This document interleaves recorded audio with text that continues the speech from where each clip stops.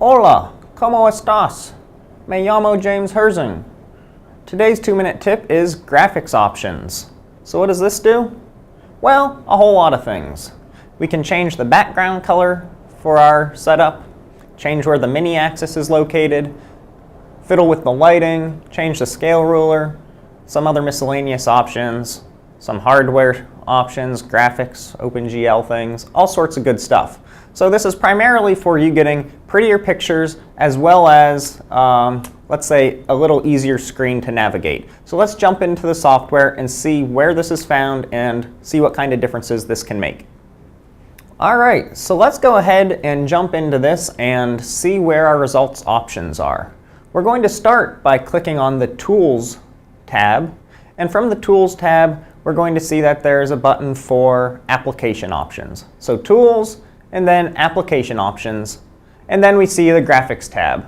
Over here we see everything that we were talking about in the slides, the first one being our background color. Right now I have mine set to white. I find that best for taking images, but you can change that as well as add a gradient, which you can see up here how it would look.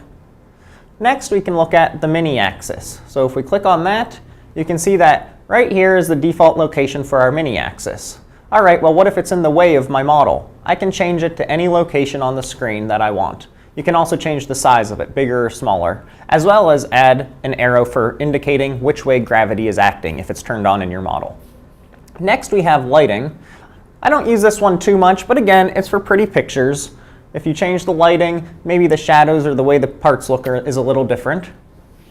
Alright, local zoom. We have an option to zoom into your part to see a certain part of it much larger. You can change the options for our local zoom. Again, good for seeing the model and for pictures. Next we have a scale rule. A lot of people like to have a little ruler on the screen right up here to show how big their part is. If you check that, the little ruler always appears. If you uncheck it, it's a little less cluttered for your images. You can also change the size of that. Miscellaneous, draw thicker lines, so if you're working with line or beam elements, you can use that option. You can click the arrows on the keyboard to rotate your model, or you can have a big cursor. So what's that do? It basically just puts a giant plus sign on your screen as you move the mouse around, as you can see up there. Alright, what else?